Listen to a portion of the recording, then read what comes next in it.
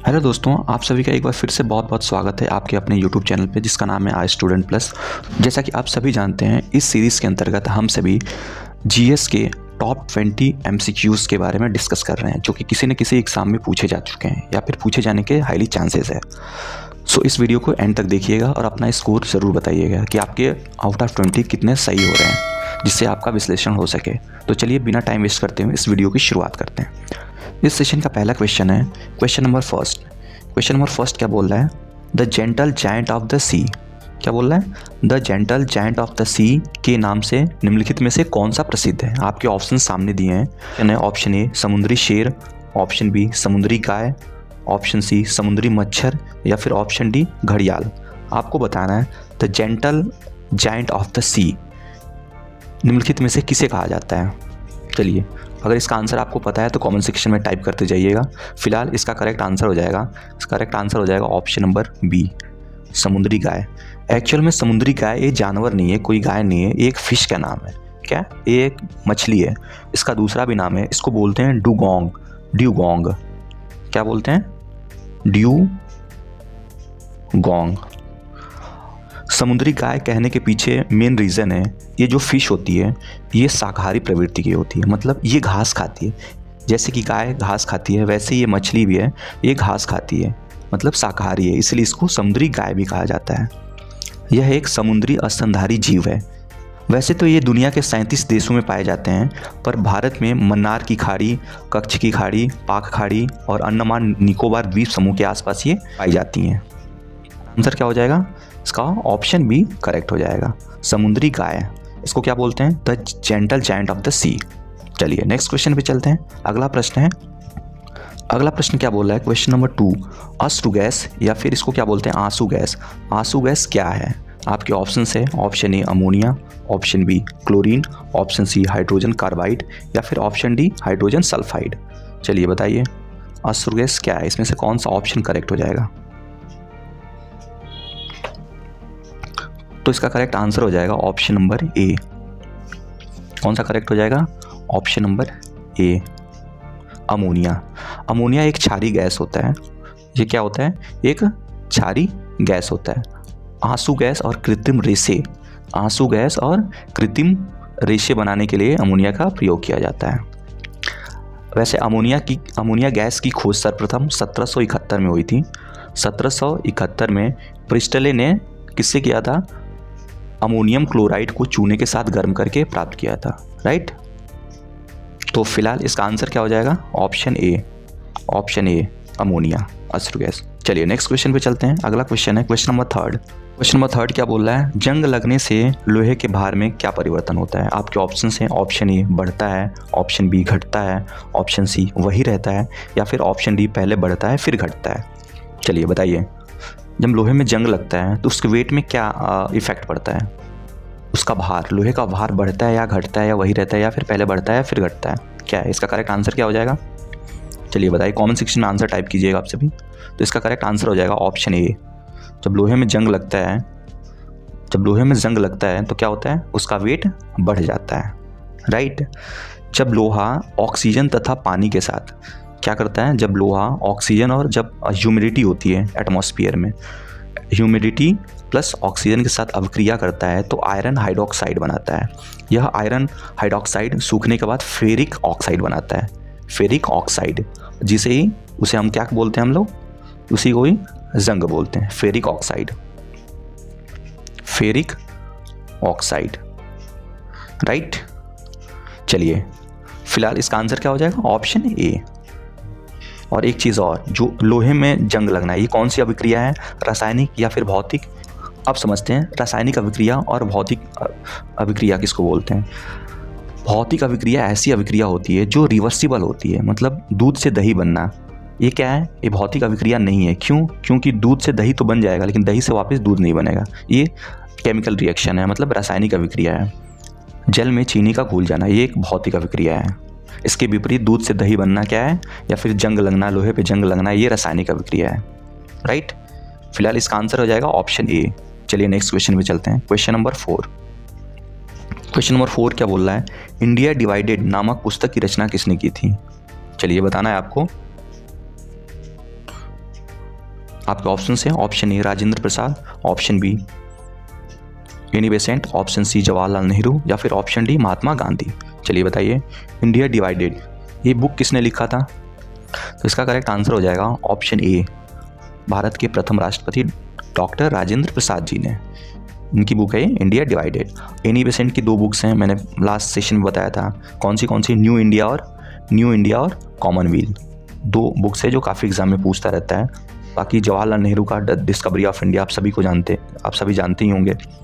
महात्मा गांधी ने बहुत सारी बुक्स लिखी थी। कमेंट सेक्शन में महात्मा गांधी की बुक्स का नाम लिखना है आपको, राइट। चलिए नेक्स्ट क्वेश्चन पे चलते हैं। क्वेश्चन नंबर 5 क्या बोल रहा है? मोनाजाइट, ये जो मोनाजाइट है ये किसका अयस्क है, किसका ओर है?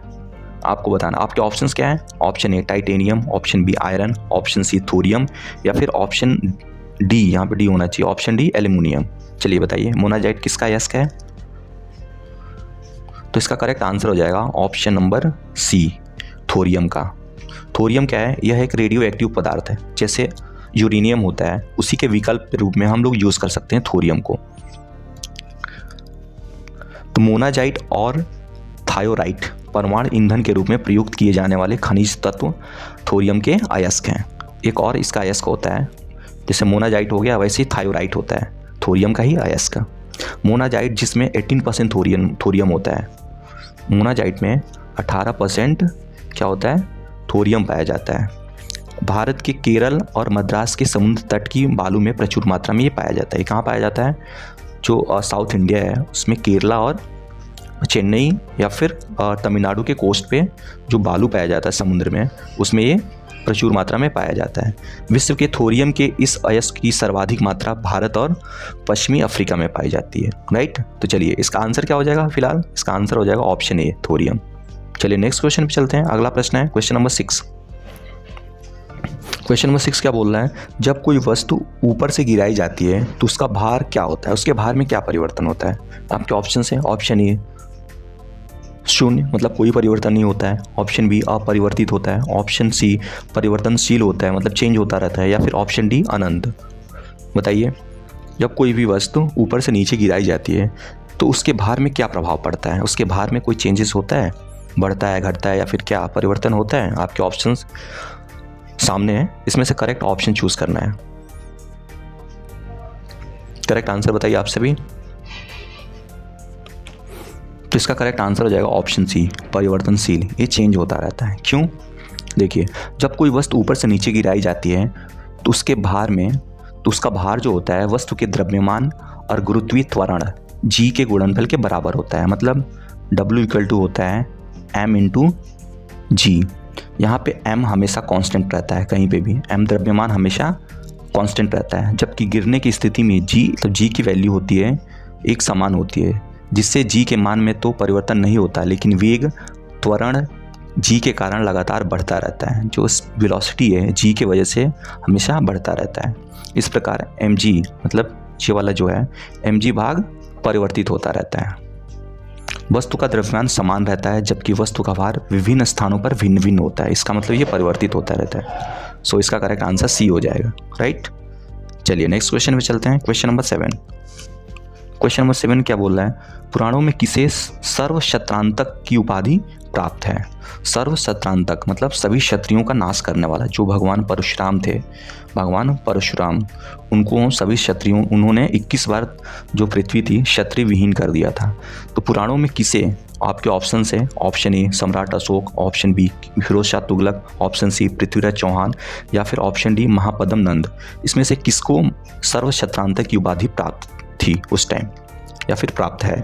चलिए बताइए। तो इसका करेक्ट आंसर हो जाएगा ऑप्शन डी, जो नंद वंश का संस्थापक था महापद्म नंद, इसने अपने आप को उपाधि दी थी सर्वशत्रांतक की।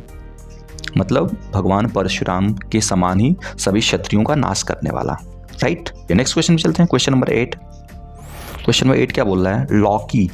लौकी नामक ज्वालामुखी का उद्गम स्थान किस देश में है? बहुत ही प्यारा क्वेश्चन है। लौकी नामक जो ज्वालामुखी है वो कहाँ पे उद्गम स्थान है, कहाँ पे स्थित है? आपके ऑप्शन है option A Iceland, option B Italy, option C Chile या फिर ऑप्शन डी बहामास। बताइए लौकी ज्वालामुखी कहाँ पे है? इसका करेक्ट आंसर हो जाएगा ऑप्शन ए, आइसलैंड में, राइट।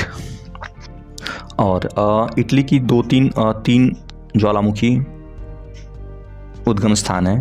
देखिए एटना, इटली का एटना, स्ट्राम्बोली और विसुवियस, 3 चीज़ें हैं, 3 ज्वालामुखी पर्वत हैं जहाँ पे ज्वालामुखी का उद्गार होता रहता है। इटली की 3, एटना, स्ट्राम्बोली और विसुवियस। ये हमेशा एग्जाम में पूछता रहता है, ये चीज़ याद रखिएगा। फिलहाल इसका आंसर क्या हो जाएगा? लॉकी कहाँ पे है? लॉकी है आइसलैंड में, राइट। चलिए नेक्स्ट क्वेश्चन पे चलते हैं। अगला प्रश्न है क्वेश्चन नंबर 9। क्वेश्चन नंबर 9 क्या बोल रहा है? बेरिंग जल संधि, मतलब बेरिंग स्ट्रेट किन 2 देशों के मध्य है? स्ट्रेट क्या होता है? अब देखिए जल संधि क्या होता है? जल संधि या फिर जल डमरू मध्य इसको बोलते हैं। डमरू का आकार बनाता है। इसमें एक छोटा सा लैंड होगा और दोनों साइड में वाटर होगा, इधर भी वाटर, इधर भी वाटर, और एक वाटर और ये थोड़ा सा ये नैरो हो जाएगा यहाँ पे। तो ये डमरू का आकार बना रहा है ना, डमरू का शेप, इसको बोलते हैं जल डमरू मध्य या फिर जल संधि या फिर स्ट्रेट। स्ट्रेट का स्पेलिंग क्या है यहाँ पे? STRAIT, स्ट्रेट, जल डमरू मध्य। मतलब इधर भी लैंड हो गया, इधर भी लैंड हो गया, बीच में एक वाटर लाइन, वाटर पतली सी लाइन, इधर भी वाटर, इधर भी वाटर, बीच में भी थोड़ा सा वाटर, इसको बोलते हैं स्ट्रेट। तो बेरिंग जल स्ट्रेट है, ये कहाँ पे है? बेरिंग जल स्ट्रेट है, तो बेरिंग जल संधि है किन देशों के मध्य है? तो इसका करेक्ट आंसर हो जाएगा ऑप्शन ए, रशिया और नॉर्थ अमेरिका के बीच। जो नॉर्थ अमेरिका का अलास्का जो रीजन है, अलास्का और रशिया दोनों के बीच में एक जल संधि है, इसको बोलते हैं बेरिंग स्ट्रेट। यहीं से बेरिंग स्ट्रेट से ही जो आपका इंटरनेशनल डेटलाइन है, इंटरनेशनल डेटलाइन क्रॉस करती है, राइट। तो इसका आंसर क्या हो गया? Option A. और जो ब्रिटेन और फ्रांस है, ब्रिटेन और फ्रांस के बीच कौन सी जल संधि है? इसके बीच में है डोवर जल संधि, DOVER, डोवर स्ट्रेट, इन दोनों के बीच में। और जापान और कोरिया के बीच में क्या है? जापान और साउथ कोरिया के बीच में कौन सा स्टेट है? इंडियन लोग हैं उसको कोरिया स्टेट बोलते हैं, और जापानी लोग हैं उसको क्या बोलते हैं? Tsushima state. जापानी लोग क्या बोलते हैं? सुशिमा स्टेट, और कोरिया के लोग कोरियन स्टेट। बाकी कनाडा और ग्रीनलैंड बचा। कनाडा और ग्रीनलैंड के बीच में 2 स्टेट है, एक नरेश स्टेट है और दूसरा देवेश स्टेट है। तो चारों चीज़ें आप अच्छे से याद रखिएगा, कुछ भी पूछ सकता है। फिलहाल बेरिंग स्टेट कहाँ पे है? रशिया और नॉर्थ अमेरिका के बीच, ऑप्शन ए। चलिए नेक्स्ट क्वेश्चन पे चलते हैं, क्वेश्चन नंबर 10। क्वेश्चन नंबर 10 क्या बोल रहा है? बंगाल में अस्थायी बंदोबस्त की शुरुआत किसने की थी? बहुत ही प्यारा क्वेश्चन है, हिस्ट्री का, मॉडर्न हिस्ट्री का, ये अक्सर पूछा जाता है एग्जाम में। तो इसका करेक्ट आंसर आपको बताना है। आपके ऑप्शन है लॉर्ड कर्जन ने, विलियम वेटिंग ने, लॉर्ड डलहौजी ने या फिर लॉर्ड कर्नवालिस ने। बताइए। स्थायी बंदोबस्त इसका दूसरा भी नाम है, इसको क्या बोलते थे? इसको जमींदारी प्रथा भी बोलते थे, जमींदारी प्रथा। इसमें क्या होता था? जमीन जो भूमि था, किसानों की भूमि जमींदारों को दे दी जाती थी, और उनको जिम्मेदारी दे दी जाती थी, जितने भी जमींदार थे, कि किसानों से टैक्स वसूलें और अंग्रेज़ों को, मतलब ईस्ट इंडिया कंपनी को दें। एक्चुअली में इसकी शुरुआत कब हुई थी? जो ऑप्शन डी है, इसकी शुरुआत लॉर्ड कर्नवालिस ने 22 मार्च 1793 को की थी। 22 मार्च 1793 को की। यह अंग्रेज़ों की कुल भूभाग का 19% जो भूभाग था, 19% पे ये व्यवस्था काम करती थी। स्पेशली ये बंगाल के आसपास कुछ जो रीजन थे वहीं पे जमींदारी प्रथा लागू थी। इसके अलावा 2 और व्यवस्थाएं थी भूभाग कर वसूलने की। एक थी रैयतवाड़ी प्रथा या फिर रैयतवाड़ी व्यवस्था, और दूसरी थी महलवाड़ी प्रथा या फिर महलवाड़ी व्यवस्था। जो रैयतवाड़ी व्यवस्था थी वो कब लागू की गई थी? 1820 में। और महलवाड़ी व्यवस्था कब लागू की गई थी? ये की गई थी 1822 में, याद रखिएगा। एनीवेज इसका आंसर क्या हो जाएगा? Option D, Cornwallis. चलिए नेक्स्ट क्वेश्चन पे चलते हैं। अगला प्रश्न है क्वेश्चन नंबर 11। क्वेश्चन नंबर 11 क्या बोल रहा है? निम्नलिखित में से किसे संसार की छत कहते हैं? बताइए, बहुत ही प्यारा क्वेश्चन है। संसार की छत किसको बोलते हैं? आपके ऑप्शन है, option A Everest, option B Pamir, option C Aravalli या फिर ऑप्शन डी आर्कटिक। चलिए बताइए। तो इसका करेक्ट आंसर हो जाएगा option B Pamir. Actually Pamir का पठार है, प्लेट्यू ऑफ पामीर से हम क्या बोलते हैं? संसार की छत। ये विश्व का सबसे ऊंचा प्लेट्यू है, पठार है, इसकी वजह से इसको क्या बोलते हैं? संसार की छत, राइट। वैसे आपको बताना है, कमेंट सेक्शन में बताइए एवरेस्ट की ऊंचाई कितनी है, टोटल हाइट कितनी है एवरेस्ट की। ओके, चलिए नेक्स्ट क्वेश्चन पे चलते हैं। Question number 12। क्वेश्चन नंबर 12 क्या बोल रहा है? क्वेश्चन नंबर 12 है, निम्नलिखित में से कौन मात्रक विहीन राशि है? चलिए बताइए कौन सी इसमें से राशि है। आपके ऑप्शन दिया है द्रव्यमान, जड़त्व, बल और कार्य। इसमें से कौन सा है जो यूनिटलेस है, जिसकी कोई इकाई नहीं है? चलिए बताइए। तो इसका करेक्ट आंसर हो जाएगा ऑप्शन बी, जड़त्व। मतलब क्या होता है? इनर्शिया। इनर्शिया वे सभी पिंड जिनमें द्रव्यमान होता है उनमें जड़त्व का गुण पाया जाता है। यह मूल गुण है क्योंकि इसका मापन नहीं किया जा सकता, केवल अनुभव किया जा सकता है। सो इसका फाइनल आंसर क्या हो जाएगा? ऑप्शन बी, जड़त्व। चलिए नेक्स्ट क्वेश्चन पे चलते हैं। Question number 13। क्वेश्चन नंबर 13 क्या बोल रहा है? संविधान सभा के संवैधानिक सलाहकार कौन थे? बहुत इंपॉर्टेंट क्वेश्चन है। जब हमारा संविधान बना तो संविधान सभा में अध्यक्ष कौन थे? अध्यक्ष थे हमारे डॉक्टर राजेंद्र प्रसाद, और उनके साथ उनकी सहायता के लिए संवैधानिक सलाहकार नियुक्त किए गए थे। और संवैधानिक सलाहकार कौन थे? आपके ऑप्शन से option A JB Kripalani, option B KM Munshi, option C BN Rao, या फिर ऑप्शन डी भीमराव अंबेडकर। चलिए बताइए इसका आंसर क्या हो जाएगा? संविधान सभा के संवैधानिक सलाहकार कौन थे? तो इसका करेक्ट आंसर हो जाएगा ऑप्शन सी, BN राव।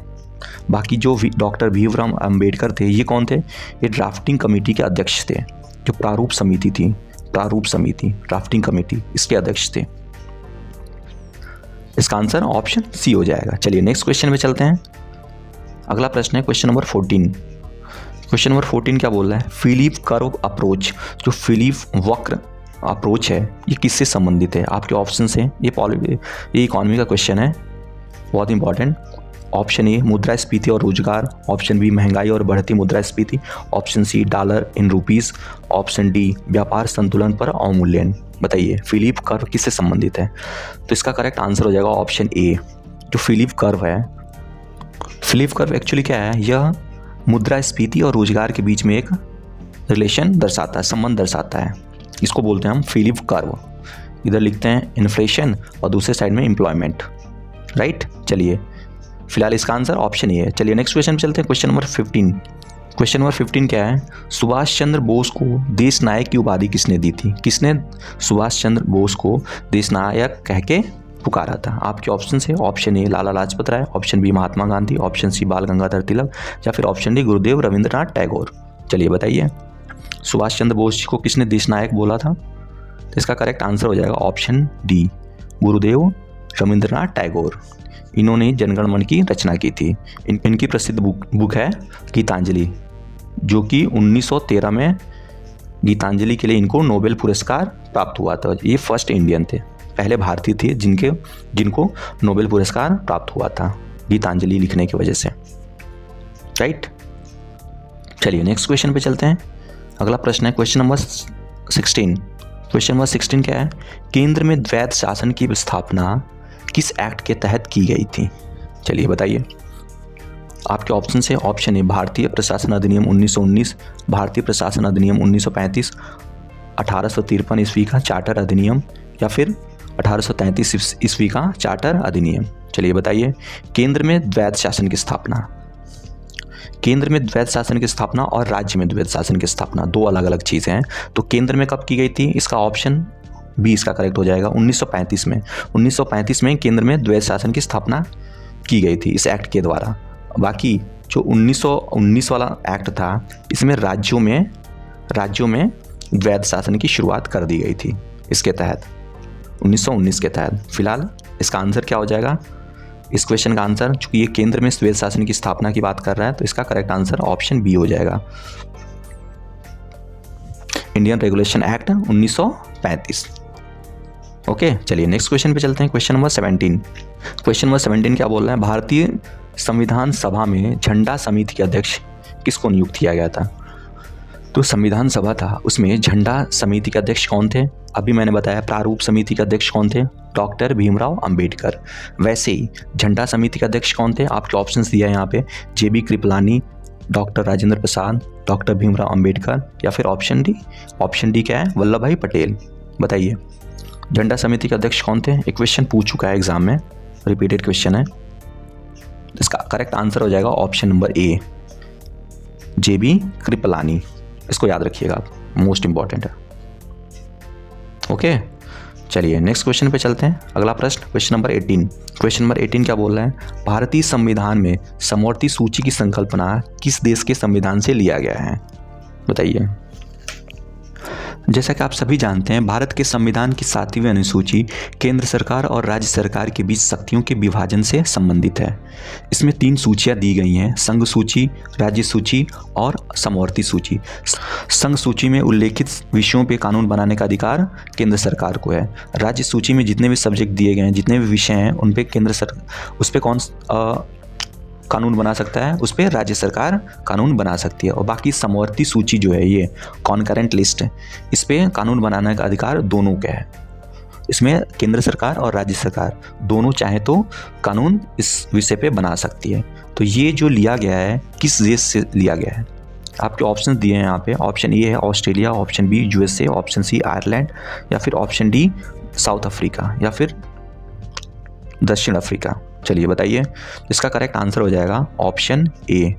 जो समवर्ती सूची की संकल्पना है वो ऑस्ट्रेलिया से ली गई है। बाकी USA से क्या लिया गया है? इससे फंडामेंटल राइट, मूल अधिकार, USA से लिया गया है, अमेरिका से। आयरलैंड से DPSP, राज्य के नीति निर्देशक तत्वों, इसकी संकल्पना ली गई है। और साउथ अफ्रीका से क्या लिया गया है? इससे संविधान संशोधन की प्रक्रिया, जो अमेंडमेंट होता है संविधान में, वो प्रक्रिया कहाँ से ली गई है? साउथ अफ्रीका के संविधान से, राइट। सो इसका आंसर क्या हो जाएगा? Option A, Australia. चलिए नेक्स्ट क्वेश्चन पे चलते हैं। Question number 19। नंबर 19 क्या बोल रहा है? मिर्च का तीखापन किसकी मौजूदगी के कारण होता है? बहुत इंपॉर्टेंट क्वेश्चन है, बताइए। आपके ऑप्शन से कैसीन के वजह से, ऑप्शन बी कैप्सिसिन के वजह से, ऑप्शन सी रेजिन के वजह से, या फिर ऑप्शन डी कैरोटीन के वजह से। बताइए। जो मिर्च तीखा होता है किसकी वजह से होता है? उसमें एक्चुअल में पाया क्या जाता है? तो इसका करेक्ट आंसर हो जाएगा ऑप्शन बी। मिर्च में कैप्सिसिन नामक एक कंपाउंड पाया जाता है जिसके वजह से मिर्च तीखा महसूस होता है, राइट। और बाकी कैसीन किस में पाया जाता है? दूध में। दूध में कैसीन पाया जाता है। और कैरोटीन गाजर में, राइट। चलिए नेक्स्ट क्वेश्चन पे चलते हैं। Question number 20। आज के सेशन का लास्ट क्वेश्चन है, क्वेश्चन नंबर 20। ओलेरी कल्चर का संबंध किससे है? आपको बताना है ओलेरी कल्चर किसका, इसका संबंध किससे है? आपके ऑप्शन ये है, सब्जी के उत्पादन से, फूलों के उत्पादन से, फलों के उत्पादन से, या फिर मधुमक्खी पालन से। बताइए। ओलेरी कल्चर, इसका एक और नाम है पोमो कल्चर या पोमी कल्चर। पोमो कल्चर या पोमी कल्चर इसको भी बोलते हैं। तो इसका आंसर क्या हो जाएगा? इसका करेक्ट आंसर हो जाएगा ऑप्शन सी, फलों के उत्पादन से। ओलेरी कल्चर या फिर पोमो कल्चर किससे संबंधित है? फलों के उत्पादन से। बाकी सब्जी के उत्पादन से किसको बोलते हैं? इसको बोलते हैं हॉर्टिकल्चर। फलों के उत्पादन से, फूलों के उत्पादन से फ्लोरिकल्चर। बाकी मधुमक्खी पालन को क्या बोलते हैं? एपीकल्चर। एपीकल्चर, ये सारी चीज़ें हैं। सो आई होप ये सेशन आपको पसंद आया होगा। ये सेशन आपको कैसा लग रहा है कमेंट सेक्शन में ज़रूर बताएं। साथ ही अगर ये वीडियो आपको पसंद आया तो अपने दोस्तों में भी शेयर करें। तो चलिए मिलते हैं नेक्स्ट सेशन में, तब तक के लिए जय हिंद।